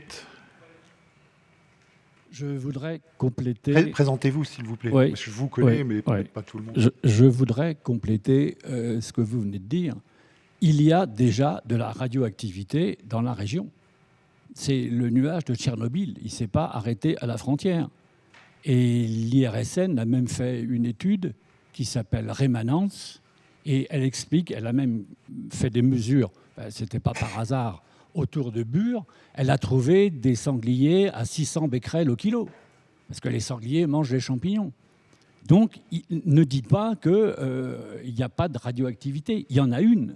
Bon. Alors maintenant... Je voulais dire par là, monsieur Guérit, il n'y a pas de radioactivité due à l'enfouissement des déchets de Bure, on est d'accord, ce n'est pas demain la veille. Je suis désolé. Il est évident que... Vous imaginez dans combien de temps les radionucléides enfouis à 500 mètres sur Terre vont traverser et remonter à la surface? Michel, là, juste pour compléter, je crois que tu fais effectivement allusion à la radioactivité ambiante. Alors c'est vrai qu'on parle de radioactivité naturelle, mais de plus en plus, la radioactivité naturelle, moi je crois qu'elle n'existe plus. Il faut parler de radioactivité ambiante, effectivement, parce que l'activité humaine, elle amène de la radioactivité, effectivement. Et on a aujourd'hui, par exemple, le centre de la BAMAS, qui est maintenant à Saint-Dizier, qui est ouvert, qui a des rejets aussi de radioactivité, puisqu'ils sont en train de demander l'augmentation des seuils de rejet. Donc effectivement, cette radioactivité, elle existe, elle est là. C'est pour ça que moi je préfère parler de radioactivité ambiante plutôt que naturelle, parce que naturelle c'était il y a très très longtemps. Maintenant je pense que c'est plutôt ambiante, parce qu'il y a l'activité humaine qui a apporté son supplément de radioactivité, j'allais dire, mais pas seulement. Hein. L'activité humaine, elle amène des tas de problèmes, des tas de choses sur la santé, hein, qui peuvent avoir un impact sur la santé, pas seulement la radioactivité. On parle des nanoparticules, etc., de tout ça, on ne sait pas très bien quel est l'effet de tout ça. Et aux ARIB, j'allais dire quelque part, si ça ne sert jamais, ce que je souhaite moi, à la surveillance de CIGEO, ça puisse servir à améliorer, enfin en tout cas à suivre la santé des riverains. Écoutez, on a ce projet dont on ne veut pas tous. Moi j'estime que c'est normal qu'on prenne soin de la santé d'une population qui risque d'être confrontée à cette problématique, qui est quand même pas anodine. Et j'estime que c'est logique, et je le redis aussi, je pense que ça devrait être logique aussi pour tous les sites industriels dangereux, type Seveso, et on devrait mettre en place cet état sanitaire zéro pour permettre, je le redis encore une fois, s'il y a des victimes, que les gens puissent faire valoir leurs droits, parce que le problème des victimes aujourd'hui, c'est que souvent, elles ne peuvent pas faire valoir leurs droits parce qu'il n'y a pas d'état zéro, parce qu'il n'y a rien, il n'y a pas de comparaison possible. Donc il y a toujours un expert pour dire le contraire de ce que dit un autre expert. Donc c'est la problématique. Moi, je pense que c'est ce qui est important dans ce qu'on va mettre en place, dans OSARIB. Pour moi, c'est ça. Et finalement, au-delà de CIGEO, j'allais dire, c'est vraiment le suivi de la santé d'une population, voilà, et quel que soit, je dirais, le problème de santé qui pourrait apparaître. Voilà. Je pense que, voilà, on nous doit bien ça. Avez-vous d'autres questions? J'ai pas de questions Internet. Madame le maire. Merci Martine. beaucoup. Si on peut en revenir à l'observatoire proprement dit, ce qui me semble tout à fait intéressant, c'est que vous avez vraiment appuyé aussi sur la prévention. Et moi, je voudrais vous demander à qui sont destinées ces données. Est-ce que nous sommes en train de terminer notre contrat local de santé? Je pense tout à fait important qu'on puisse, en fonction des données et peut-être un certain nombre de constatations, amender ce contrat local de santé pour y faire des actions qui correspondent un peu comme vous l'avez illustré sur le diabète, il me semble. Mais voilà, est-ce que, par exemple, un responsable de contrat local peut avoir ces données, ou en tout cas un certain nombre, pour influencer les actions du CLS ? Alors du coup, la réponse est partagée avec professeur Chen, mais donc oui, les données seront disponibles. Donc on l'a dit, hein, et ça c'était inscrit dans les slides avec des calendriers de délivrance des données qui vont s'étaler un peu, puisque l'ORS a déjà commencé sur la partie qualitative, donc on aura des premiers résultats sur ces sujets-là, et puis le traitement de la très grosse base de données sera plutôt fait en 2023 avec des résultats en 2024. Mais donc voilà, donc il y aura une publicité de ces données, et donc oui, bien entendu, c'est ce que j'ai dit. À partir du moment où on travaillera ensemble avec les collectivités territoriales sur des contrats locaux de santé, on utilisera ces données pour pouvoir effectivement mieux axer nos actions de prévention ou de promotion de la santé sur différents sujets. Donc j'ai évoqué le diabète, on aura sûrement des sujets de dépistage. On est en train de décliner notre plan cancer, par exemple, à l'échelle régionale. Donc on a des données sur l'incidence des cancers dans la région. Là, on aura une vision un peu plus fine, un peu plus précise sur ce territoire, qui pourrait nous permettre de déclencher un certain nombre de dépistages plus spécifiques. Donc oui, c'est vraiment, en tout cas pour nous à l'ARS, ça va être un usage très immédiat des données qui sont disponibles, en lien étroit avec vous dans les contrats locaux. Merci. Je rappellerai, avant de vous donner la parole, que les gens en visio peuvent poser des questions sur le fil, je ne sais pas comment vous appelez ça, le fil de discussion. Voilà. Madame. Peut-être juste ajouter au point précédent, juste un point bien entendu, qui va exactement dans le même sens que la directrice de l'ARS, bien entendu. À Santé publique France, les données, une fois qu'elles sont fiabilisées, qu'elles sont considérées comme robustes, sont discutées. Donc on a vu avec l'ensemble de la gouvernance du projet. Et puis, il y a toute une séquence de production et de publication des résultats, des rapports. Et si on le peut aussi, un certain nombre d'indicateurs seront mis aussi en open data et disponibles, comme on le fait pour le Covid, par exemple, ou pour d'autres indicateurs. Donc l'idée, évidemment, est que ces données soient partagées, interprétées, qu'on en fasse le décryptage et la pédagogie, et que, bien entendu, elles soient à disposition et publiées autant que possible et dans les meilleurs délais possibles, une fois qu'elles sont considérées comme robustes et fiables. Madame, allez-y. Attendez. Pardon, alors j'ai plusieurs questions, certaines questions un peu précises sur le fonctionnement de l'observatoire. Alors, est-ce que ça va être des points tous les 5 ans ou tous les 10 ans? Ça, c'était... j'ai l'impression que ce n'est pas tranché. Sur le coût, le budget, est-ce qu'il y a une loi qui acte que ça va être pérenne, que ça va être un financement pérenne? Ou est-ce qu'on n'est pas à l'abri que dans 20 ans, on dise il n'y a plus d'argent pour l'observatoire? Concrètement, comment ça se présente? Est-ce qu'il y a des locaux? Est-ce qu'il y a des salariés? C'est un serveur? Qu'on arrive à se représenter à quoi ça correspond, à quoi ça ressemble. Pardon, j'ai beaucoup de questions. Et concernant la phase en cours, donc des enquêtes qualitatives, combien de personnes ont déjà été interrogées? Comment elles ont été choisies? Et dernière question, sauf erreur de ma part, l'ANDRA ne fait pas partie des partenaires de l'Observatoire. Pour quelles raisons?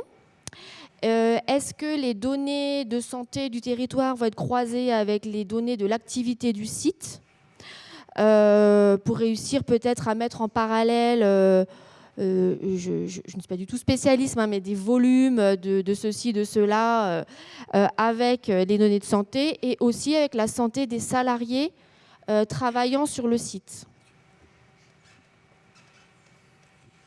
Qui répond?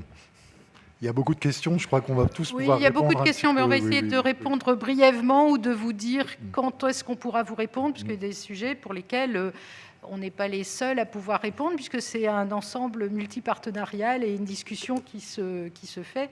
À un moment donné, peut-être que je peux donner la parole d'abord à l'ORS sur l'état d'avancement de l'enquête, s'il vous plaît.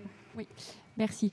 Donc Émilie Gardeur, je suis la directrice de l'Observatoire régional de la santé Grand Est. Alors je vais me permettre effectivement de donner quelques éléments d'avancement et puis avec l'appui éventuellement donc, de ma collègue Lucille Girard, docteure en sociologie, qui est la responsable effectivement de cette enquête.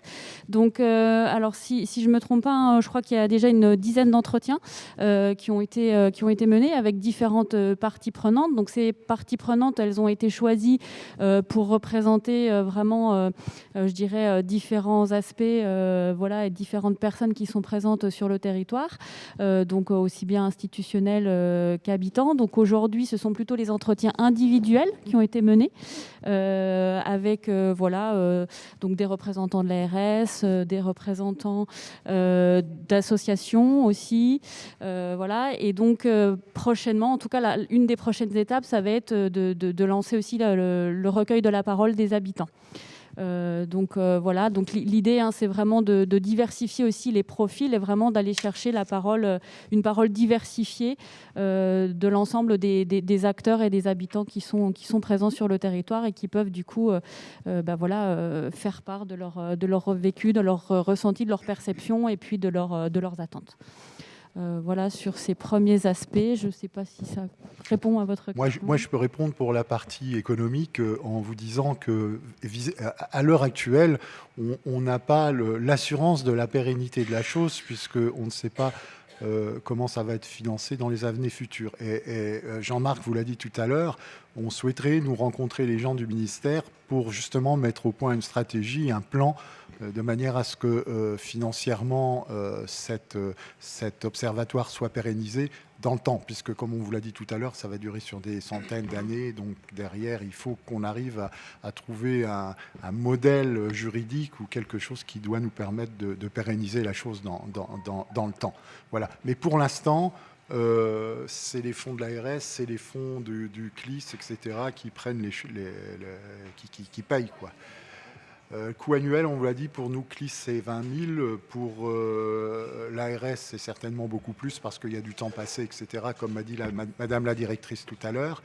Et pour Santé publique France également, ça représente des sommes d'argent qui ne sont pas, entre guillemets, validées et que nous, on souhaiterait faire valider par le ministère, par la loi, par je ne sais quel moyen, mais à nous à réfléchir à comment on peut faire ça. Voilà. Mais c'est vrai qu'à l'heure actuelle, c'est pas pérennisé dans le temps. Alors, je peux ajouter peut-être un mot pour Santé publique France et pour ce qui concerne nos propres volets. D'abord, le système national des données de santé, c'est un système pérenne de recueil de données, de recours aux soins, de prescription, qui est donc dans la loi de santé de fin 2016, dans mon souvenir, et donc il n'est pas remis en question. Donc c'est un système pérenne dans le temps, et donc le coût qui est relatif à cette partie-là, c'est un coût d'exploitation des données que l'on prend à notre charge à Santé publique France. À Santé publique France, notre budget et notre programme de travail inclut les travaux sur plusieurs années, autant qu'on puisse se projeter dans plusieurs années, évidemment, puisque vous savez qu'au niveau d'une structure de l'État, le budget est annuel, mais en même temps, on a un programme et un travail de programmation pluriannuelle, évidemment. Donc, ça, c'est notre outil de travail. Et donc, et évidemment, c'est tout à fait pérenne et dans le temps. Surtout sur les sujets 5 ans, 10 ans, où là, je crois que c'est très difficile aujourd'hui de pouvoir répondre. Ce n'est pas pour ne pas vous répondre, mais c'est pour vous dire aussi que ça fait partie de la discussion avec les parties prenantes. C'est-à-dire que sur la base des premiers résultats qui seront disponibles, si on voit en fonction des résultats qui seront disponibles à ce moment-là, et donc vous avez vu qu'ils sont extrêmement riches et sans hypothèse a priori, on pourra décider que certaines parties nécessitent d'être plutôt à 2 ans ou tous les 2 ans, et d'autres parties plutôt à 5 ans ou 10 ans. Donc aujourd'hui, c'est très difficile de vous répondre tant qu'on n'a pas les premiers résultats qui permettent d'objectiver une situation. Et puis l'ensemble du croisement des données, par ailleurs, c'est aussi des sujets qu'il faut envisager en fonction de l'évolution du projet, bien sûr. Quant à l'Andra, à ma connaissance, pardon, vous allez répondre, voilà, merci. Patrice Torres, qui est le directeur du centre Meuse-Haute-Marne de Bure, peut nous en dire quelques mots. Merci. Effectivement, en ce qui concerne l'Andra, déjà, préciser que nous sommes également ravis que ce dispositif puisse être mis en place. Alors que nous ne sommes pas directement partenaires parce qu'on n'a pas été invité à l'être, mais que ça aurait été avec grand plaisir, mais que pour autant nous suivons évidemment les travaux d'Ozarib via le CLIS, et ça a été rappelé par M. Fleury.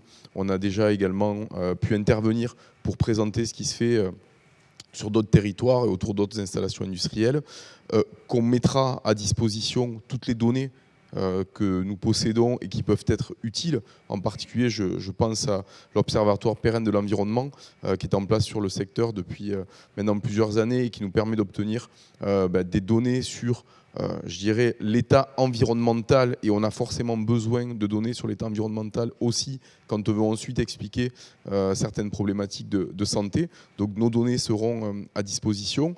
Vous avez pointé à travers de votre première question un sujet de fond, c'est que, et ça a été rappelé, on est très très loin encore d'avoir déjà l'autorisation d'implanter CIGEO et donc des déchets radioactifs sur le territoire. Donc le lien, et j'ai apprécié les réponses qui ont été faites, direct avec le projet, à date, il n'existe pas.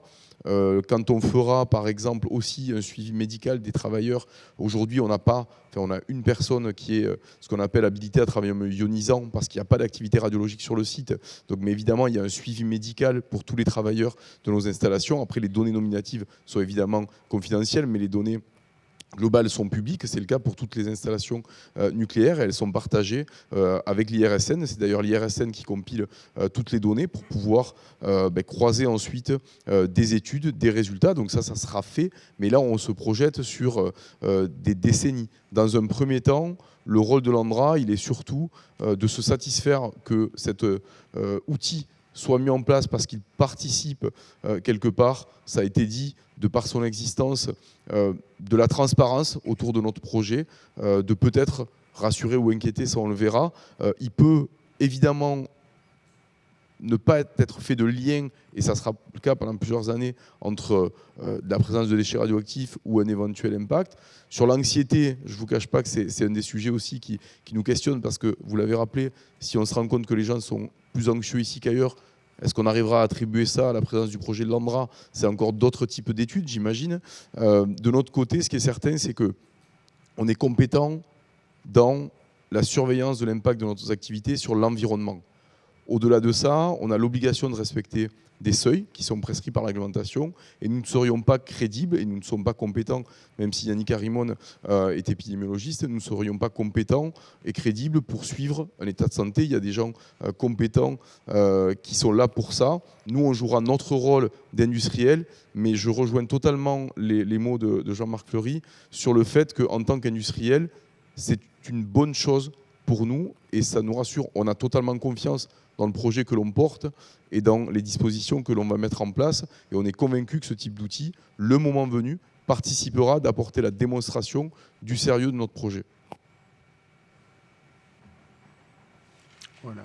Tu as ajouté à moi un mot sur pourquoi le CLIS. Nous a semblé naturel au CLIS que ce soit le CLIS qui soit porteur de ce projet, parce que le CLIS, c'est l'information et le suivi.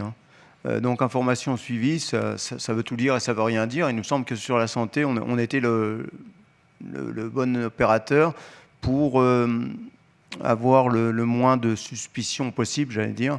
Voilà, le plus neutre possible, j'allais dire. Donc moi, ça nous a semblé naturel que le CLIS fasse ça. Et puis, dans un autre esprit aussi, c'était dans la pérennité aussi. Puisqu'on a parlé de pérennité tout à l'heure, il nous semble important que le CLIS soit toujours partie prenante dans les ARIB. Aujourd'hui, bien sûr, c'est une présentation officielle. Mais ensuite, moi, maintenant, ce qui m'intéresse, c'est la suite. C'est qu'est-ce qu'on va faire. Et donc, le CLIS va continuer à jouer son rôle. Quelque part son rôle de candide, parce que je l'ai dit tout à l'heure et je le redis, on n'est pas des spécialistes du tout. Donc nous, on va être informés par Santé publique France, par l'ARS, et puis on va poser nos questions parfois idiotes, parce que on n'y connaît rien. Mais parfois, ces questions, elles permettent justement à nos partenaires d'évoluer, de voir les choses autrement, peut-être de prendre en compte un aspect qu'ils n'avaient pas vu. Donc c'est ce rôle-là que le CLIS va continuer à jouer. Et puis un organisme, enfin en tout cas une partie prenante dont on n'a pas beaucoup parlé aujourd'hui, c'est le conseil scientifique. Le conseil scientifique va aussi bien sûr jouer son rôle, lui. Et alors, pour le coup, va poser des questions qui ne seront pas des questions candides, là, qui seront des questions scientifiques aux opérateurs. Et puis donc, ils seront en capacité éventuellement aussi de remettre en question la façon de faire et ce qui est prévu. Tout ce qui est aujourd'hui donné là, c'est l'aboutissement de questions qu'on s'est posées, qu'on a eues entre nous, de discussions. On a eu énormément de discussions. Et puis, moi, je pense que les organismes ARS, Santé publique France, ont pris correctement en compte les interrogations qu'on pouvait avoir. Donc voilà, je le redis, à un moment donné, nous, on n'est pas sachants. Donc on doit faire confiance aux personnes qui ont la connaissance, mais la confiance, c'est pas aveugle, la confiance aussi, ça se mérite. Et donc voilà, on va continuer à jouer notre rôle, le CLIS va continuer à être là, à poser ses questions, à avancer. Et puis la pérennité, Jean-Louis l'a dit, la pérennité, c'est bien sûr quelque chose qu'on a, nous, à l'esprit, au niveau du CLIS, et qu'on veut obtenir, et donc on va tout faire pour l'obtenir avec Jean-Louis, avec d'autres membres du CLIS. On va essayer de faire ce qu'il faut pour obtenir cette pérennité, parce qu'on est tous, sauf des naïfs, on sait très bien qu'effectivement, tout ça va durer dans le temps. Alors, moi, j'espère que ça va servir au territoire, dans un premier temps, puisque CIGEO, c'est loin encore. Donc si ça peut aider le territoire à être en meilleure santé, bien, tant mieux. Et puis ensuite, si CIGEO se fait, eh bien oui, on va surveiller toutes les pathologies qui peuvent être liées à la radioactivité, tout ça sera surveillé. Et puis j'espère qu'il y aura des relais, qu'il y aura des personnes qui vont prendre la suite et que le CLIS aussi... Parce que la question aussi, c'est l'existence du CLIS, c'est la continuité du CLIS même. Sans parler de pérennité d'OSARIB, c'est le CLIS aussi, qui est la pérennité du CLIS, que va devenir le CLIS en cas de transformation en centre de stockage. Toutes ces questions-là, aujourd'hui, elles sont posées. Il n'y a pas de réponse. En tout cas, il n'y a pas de réponse officielle, donc on va aussi essayer d'avancer pour que ces réponses-là, elles viennent.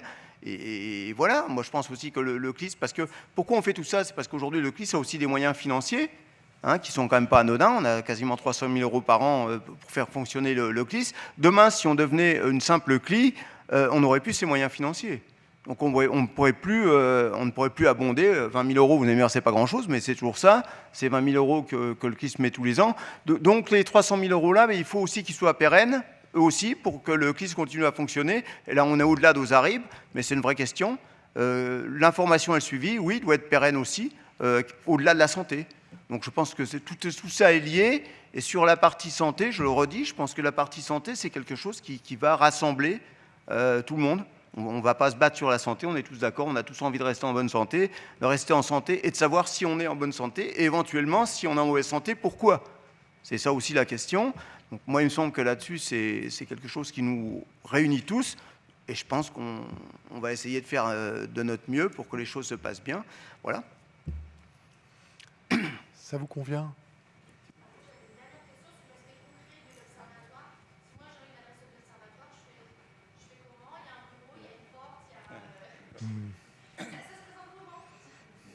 L'observatoire Oui, se oui, oui, présente oui, oui. comment? Si je veux m'adresser à l'observatoire, il y a un bureau, une porte, une adresse mail. Enfin, concrètement, c'est quoi l'observatoire? Est-ce que c'est des salariés? Est-ce que c'est un petit bout de gens un peu partout? Professeur Chen, je vous laisse répondre. Non, je peux donner au moins, en tous les cas pour Santé publique France, le contact, c'est Santé publique France, et je peux vous donner mon... voilà, c'est le contact de la cellule régionale ici. Et je pense que la direction générale de l'ARS, que je vais laisser aussi, pourrait dire, voilà. Un observatoire, et donc voilà, il y a une adresse, et il y aura, je ne sais pas exactement comment ça se matérialisera aujourd'hui, très précisément, mais en tous les cas, pour Santé publique France, il y a une adresse à laquelle on peut nous contacter sur cet observatoire, évidemment. C'est la signature de la convention qu'on va faire juste après. On s'est aussi déjà posé la question, hein, nous, de savoir s'il fallait donner une existence juridique à Ozarib, quelque part. C'est vrai, c'est la question que vous posez finalement, là. C'est ça la porte à laquelle on peut frapper. Oui, tout ça n'est pas encore résolu. On n'a pas de réponse. On sait bien sûr que cette partie-là, elle est aussi à gérer. Oui, il faut qu'on puisse vous répondre, à vous ou à quelqu'un d'autre, effectivement. Il faut qu'Ozarib, ça soit quelque chose de concret et qu'on puisse... bah oui, alors on y réfléchit. Je ne sais pas vous dire encore aujourd'hui comment, mais oui, on y réfléchit aussi. J'ai une question. J'ai une question d'un internaute. Quel type d'indicateurs seront mis en place pour le suivi? Qui peut répondre? Parce que moi, je ne sais pas répondre. Je peux peut-être... Alors, je ne sais pas si je peux revenir en arrière des diapositives, mais en tous les cas, donc... il y aura un très, très grand nombre d'indicateurs. Pour l'instant, on se concentre sur l'état de référence. Et... pardon. C'est la rouge. Très bien, merci beaucoup. Ah, oui. Voilà, donc si on parle des indicateurs de santé, par exemple, des indicateurs issus du système national de santé, les indicateurs, ils concernent à la fois... donc la santé physique, la santé mentale, puis il y aura des indicateurs aussi qui concernent la qualité de vie, des enquêtes de santé perçues et des enquêtes de l'ORS. Et si donc on revient sur les indicateurs de santé objectivés issus du SNDS, la liste concerne à la fois les maladies cardio, neurovasculaires, les maladies type diabète dont il a été... question, les maladies respiratoires, neurodégénératives, par exemple Alzheimer, cancer, les cancers, la santé périnatale et en particulier les issues de grossesse, et puis toute une série d'indicateurs de santé mentale et psychique qui reposent sur les recours, par exemple, aux prescriptions de médicaments spécifiques. Voilà, donc ça sera un grand ensemble d'indicateurs qui seront produits et qui couvrent... donc c'est ça le point avec cet observatoire, c'est l'idée de couvrir un très large panel, parce que c'était ça la demande, et sans, me semble-t-il, et sans hypothèse a priori, donc de couvrir le plus large possible, le plus grand nombre possible d'indicateurs de santé sans hypothèse a priori. Et pour vous répondre plus précisément, effectivement, et avec l'adresse Ozarib et l'ensemble des éléments qui seront diffusés progressivement au fur et à mesure où on va sortir les données et les préparer, eh bien, je pense que du coup, une des réponses à votre question, ça sera en effet d'avoir un endroit disponible publiquement qui liste l'ensemble de ces indicateurs au fur et à mesure où ils sont produits, un peu comme ce qu'on fait Santé publique France, par exemple, sur notre plateforme de mise à disposition de l'ensemble des indicateurs qui s'appelle Géode, et on met à disposition publiquement aujourd'hui plus de 800 indicateurs qui permettent d'écrire la santé des populations. Donc voilà, l'idée sera exactement la même, et déjà ça vous donne une idée à la fois de la large disponibilité des indicateurs sur toutes les dimensions de santé. Merci. Étant également le maître du temps, je vais prendre une dernière question et puis Oui, c'est pour vous que la dernière question, Monsieur Guérit, vous pouvez y aller. Merci, merci. Donc, j'ai appris aujourd'hui que Ozarib était un projet exemplaire. Et c'est tellement exemplaire que la CLI de Soulaine a décidé d'utiliser Ozarib pour mener une enquête réelle suite au recensement citoyen qu'un sale écolo qui s'appelle Michel Guérit a fait et a découvert qu'il y avait quand même quelques problèmes de santé. Alors, bien évidemment, quand on a découvert en 2010 qu'il y avait 28% de cancer du poumon en trop, on nous a expliqué que rien ne prouvait que ça avait un rapport avec les activités de l'ANDRA. En 2017, on a trouvé 25% encore de cancer du poumon en trop. Même réponse, rien ne prouve que ça a un rapport avec l'ANDRA. Alors j'espère bien que là, on va faire correctement les enquêtes sanitaires et notamment auprès des médecins. Et là, je voudrais poser une question et avoir une réponse sérieuse. Est-ce qu'il est prévu dans votre protocole de demander aux médecins de déclarer directement à un organisme quand ils ont découvert un problème de pathologie radio-induite?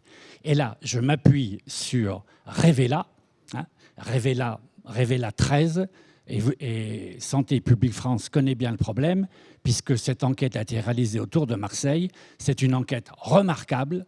Elle est basée sur une déclaration de médecin. Et moi, j'ai confiance aux déclarations des médecins. C'est normal, ils ont signé une charte. Un médecin qui raconterait des âneries aurait quelques soucis.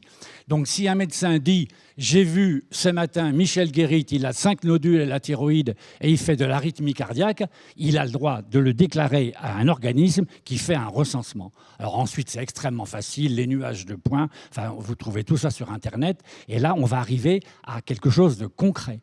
Donc, j'espère qu'on va m'écouter et j'espère que pour la CLI de Soulaine, on va appliquer Ozarib. Et Ozarib, que tout à l'heure je qualifiais de quelque chose de prospectif pour je ne sais pas combien de milliers d'années, là, c'est du concret parce que Soulaine existe depuis 35 ans. Et à Soulaine, depuis 35 ans, croyez-moi, il y a des dégâts.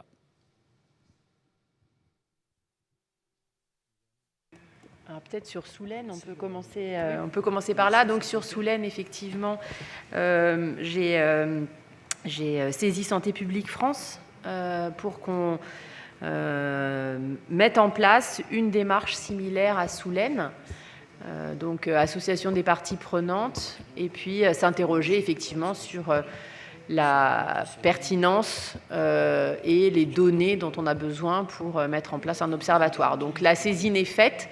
Santé publique France est sur le coup et donc on pourra vous redonner voilà, les éléments, mais il va falloir qu'on remette les parties prenantes autour de la table sur ce sujet, mais c'est bien engagé. Je peux juste ajouter un point sur sur la santé objectivée par les professionnels de santé, parce que je crois qu'on se rejoint complètement, puisque le système national des données de santé que l'on va exploiter, ce sont précisément toutes les données qui sont remontées via les médecins. Donc on est vraiment en phase sur le fait que les données objectivées par les professionnels de santé, évidemment, sont importantes et doivent être incluses. En tous les cas, elles le sont ici. Et comme je connais effectivement un tout petit peu Revela 13, je sais que c'est aussi un des éléments d'utiliser aussi le SNDS qui fait partie du travail en cours de réflexion. Mais en tous les cas, sur l'idée d'analyser les données objectivées, c'est ce que les professionnels de santé recueillent dans le système national des données de santé qu'on va exploiter et qui pourra permettre justement de produire les indicateurs qui sont sur la diapositive. Et par ailleurs, et pardon si, mais en cas d'alerte spécifique d'un professionnel de santé, il y a un dispositif d'alerte auprès de l'Agence régionale de santé, c'est le système de veille et d'alerte sanitaire qui existe sur tous les points du territoire en France.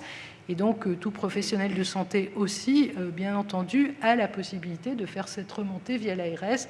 Et on travaille, Santé publique France et l'ARS, sur la qualification de ces alertes si jamais elles sont uniques, par exemple, et qu'un professionnel de santé pense qu'elles doivent être traitées particulièrement. Avec les questions du public, j'ai encore deux questions. Non. Non, ce n'est pas un problème. Nous avons un problème de son, donc c'est sûr que ce n'est pas un problème. Voilà, je vous remercie tous pour votre participation. On va maintenant passer à la signature de la convention. Ça demande un petit peu d'organisation. On vous laisse faire.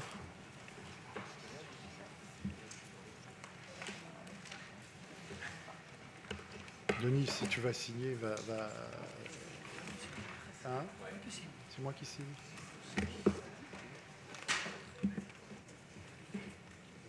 Non, je pense. Qui c'est qui signe? C'est toi, Denis. Je crois que c'est toi qui as bossé dessus. C'est à toi d'avoir la... C'est moi qui signe. Oui.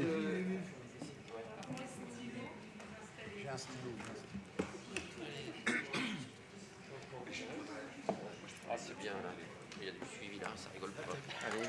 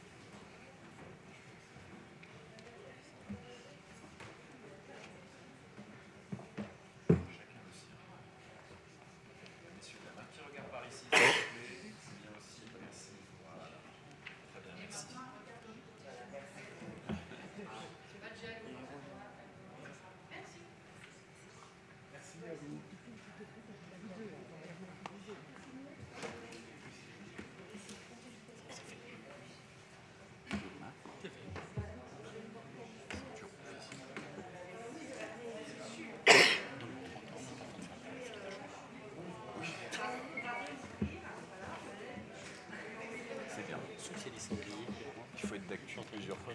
Oui, oui, oui.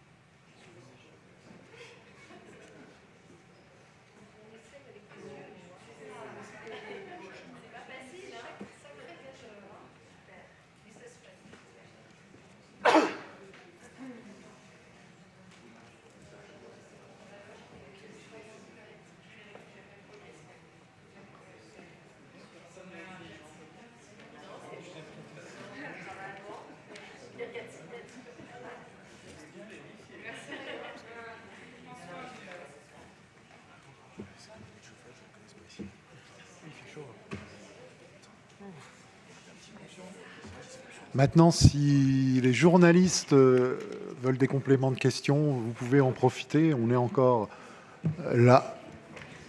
Non, c'est bon, vous avez eu tout ce que vous vouliez. Très bien. Alors, si c'est le cas, je vous remercie tous. Je remercie les gens qui sont en visio de nous avoir suivis également.